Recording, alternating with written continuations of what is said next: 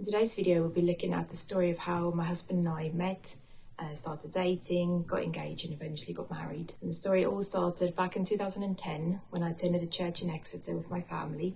I was 23 at the time. One night on the 25th of October 2010, I had a dream. And in the dream, my mum was writing on a bit of paper and I was leaning over her shoulder to see what she was writing. And she wrote down, "Youth worker meets Marine." And so I woke up the next day, very vividly remember the dream, and I prayed about it. And I asked God to show me whether this was just a normal dream or whether this was a dream from him. And so he gave me a scripture, the one that says, "Don't treat prophecy as unimportant." And so I took that as this is really from God. But at the same time, I asked God to help me forget about it because I didn't want that to be a distraction or always be in, my thoughts or my mind. God was gracious and he helped me just to kind of put the dream aside and forget about it. I also had the mindset of if this really is from God, then it would happen. I wouldn't have to force it. I wouldn't have to be looking to make it happen. It would just happen. But the leadership course that I was doing, we had a no dating rule. So for that whole year that we were doing the course, we were not allowed to date at all. There was also no Marines at the church at the time. So just a bit of a backstory with my husband, Sam, was he finished his training in the Marines and he put his first choice down at Fort 2 Commando in Plymouth. But he was chosen to go to Faslane in Scotland. So he was drafted to Scotland and he was meant to be there for 2 years. But after 3 months, some very random, crazy reason, we obviously know it was God's hand in it all. He was the only one who was picked to go back to Fort 2 Commando. So he left Scotland and came back down south to Plymouth and he started attending the church in Exeter every weekend. He was actually in the relationship at the time, so he was just not on my radar at all. And he was still on leave, so he was in and out. Around that time, my mum was inviting different groups of people to come to our house for lunch after church on a Sunday. And around the February 2011, she made the meal, she prepped everything, but she didn't have anyone yet to come to our house. So after church, she sent me over to a group of young people and asked me just to go and ask them if they want to come to our house for lunch. And so I headed over there. A few of them couldn't make it, but my husband Sam was one of the ones who could make it. So him and probably 5 other young people came to my parents' house. We got chatting and that was the first time we actually spoke to each other properly for the first time. I also realised during this chat that he was no longer in a relationship.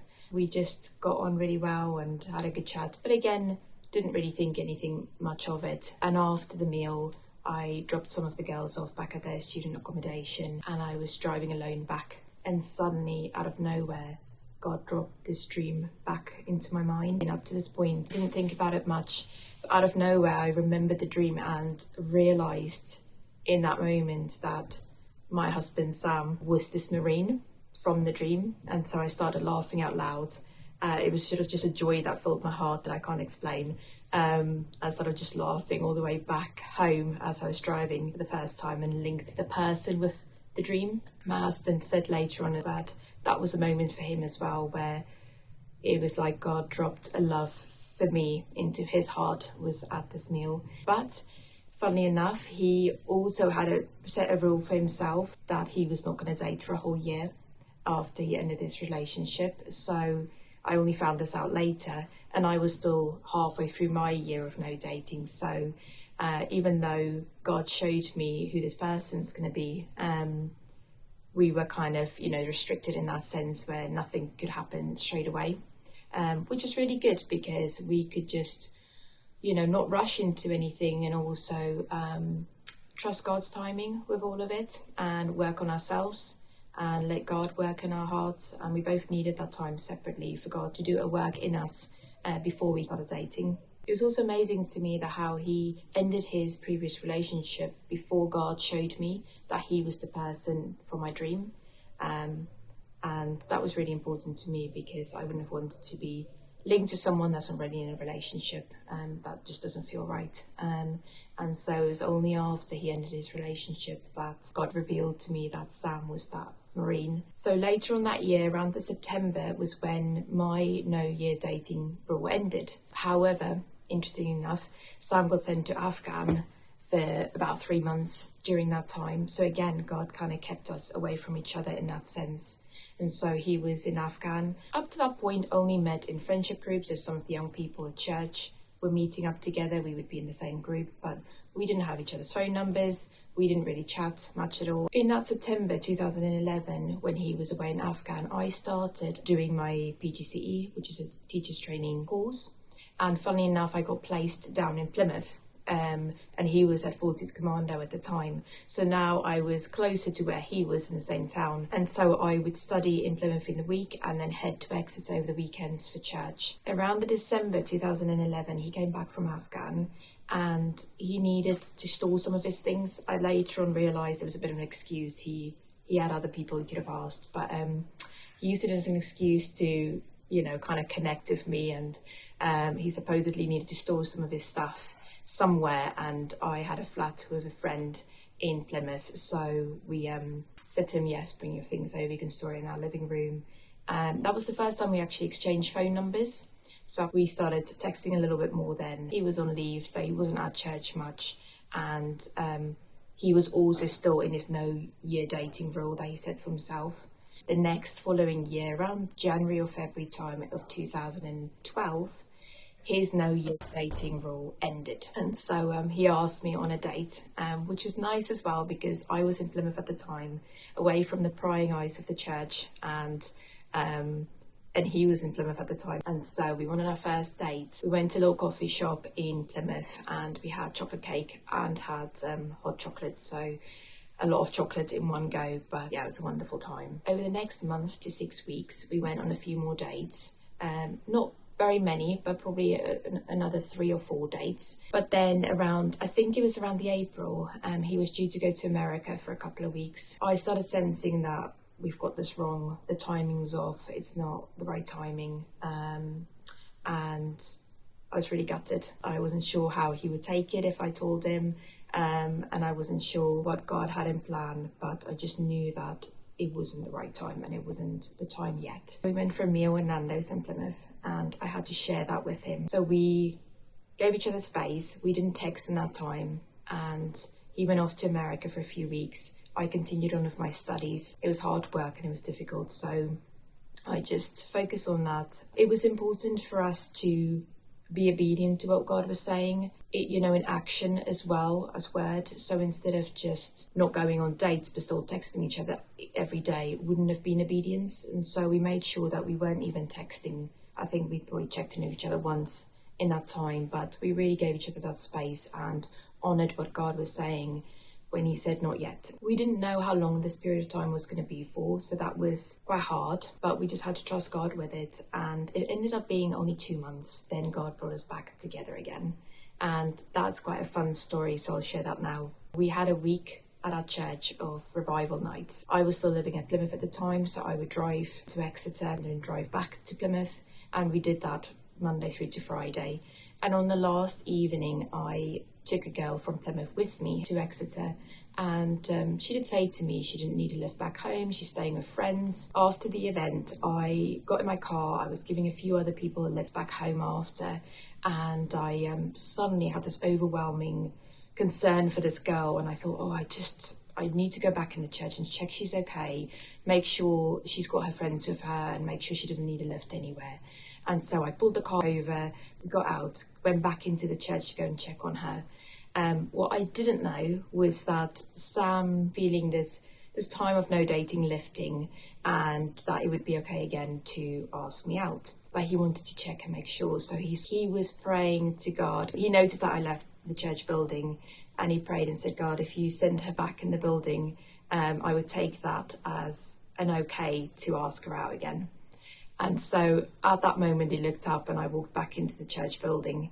And so he approached me and asked me on another date. Went on a few more dates and prayed about it and really took our time and made sure it was right. So we went to Exmouth outside of Exeter for one of our dates, and we played mini golf and we went for a meal after and things. And it was there that he asked me to be his girlfriend officially.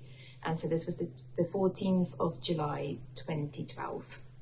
And it was only around this time when I shared the dream with him. I didn't want to tell him anything about it or influence him in any way. I wanted him to hear from God for himself and see if this was the right thing for him too. We ended up dating for 2 years, and on our 2-year dating anniversary, he asked me to marry him. He had a whole thing planned to celebrate it. He took me to a beautiful old house with gardens outside of Plymouth, and he gave me different gifts along the journey. And the first gift was a CD, and it had loads of our songs on and just messages from loved ones, which is really special to me as well. So we played that in the car on the way, and we had a little picnic on the grounds at this beautiful old house. And a little bit further away was this old tower, and it's really thin and narrow. It's only got one single staircase all the way to the top. We got to the top of the tower and just about got a space to stand and look out. Amazing view from the top. He gave me my second gift. I opened it and it was a Bible, but on the front at the bottom was engraved my name, but with his last name. And it took me a second to register that it's not my old, maiden name. And I looked at him really shocked, and then he had his next gift, which was the ring, and he was down on one knee and he asked me to marry him. And so that's how all of that happened. And then 4 months later, on the 22nd of November 2014, we got married on a beautiful day in Plymouth. Everything ran smoothly, everything was amazing. But I have got one quick story to add about the wedding day that's interesting, but also quite funny. It was probably about 6 weeks before the wedding day. I had a dream that I forgot my vows, and so I woke up the next morning with this panic, thinking, no, that's just not going to happen. Whatever I'm going to do, I'm going to make sure these vows stay safe somewhere and I have it with me. So the night before the wedding, I was packing my day bag with everything that I need for the wedding, including the vows. I had it in front of me. As I was walking down the aisle, all the way to the bottom, the moment I stopped at the front, I realised that I've not got these vows. I don't know where they are. I don't know where that bit of paper's gone. It's not in my bag, and I don't even know if it's in the car. I had no idea where it was. And in that moment, when I realised this, my dad, who was walking me down the aisle, put his hand on my forearm and just held it there for a second, which was amazing to me because it was so reassuring. He had no idea. He didn't know what I was thinking, but it was just such a reassuring moment that he placed his hand on my arm, and my panic kind of reassured me. We were doing our songs first, and so I kind of whispered to my bridesmaids, go and check in the car, please, check in the bag, see if you can find it. They ran to the car, ran back, and they whispered back to me, sorry, we can't find it, don't know where it is. I'm not someone who can improvise on the spot, and public speaking is just not my thing. I just had a moment, and I just repeated everything to myself, and I decided, now I just have to trust God with it. Otherwise, I'll be worried about this throughout the whole ceremony. I decided to ask God to help me and to trust him. And so when I got to the part of exchanging vows, the person who married us got the notes out for Sam, handed it to him, and he was reading his vows to me. And then when it was my turn, and so I just started saying all the vows, almost word for word, remembered all the vows, praise God. Even afterwards, some friends came over and said, oh wow, I was so impressed that you did your vows without reading it off a sheet, which I just had to laugh at because that was definitely not the plan. But amazing that God just helped me through that moment, and I was able to enjoy, the whole ceremony without worrying about this. God is just so good, and he's with us in even all these small moments as well. But yeah, how crazy that I had the dream and it genuinely happened. That is the story in a nutshell. Definitely a story of being patient and waiting on God's timing. And even though I had this dream, we didn't even date till a whole year and a little bit after, and then God still said not yet.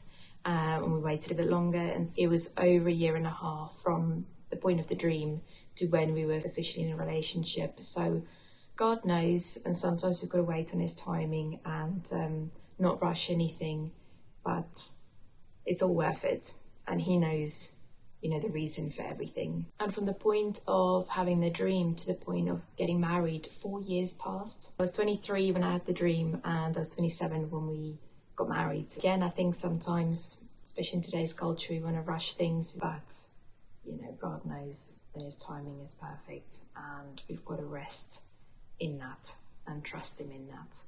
And so yeah, I will see you in the next video. Thank you. Bye.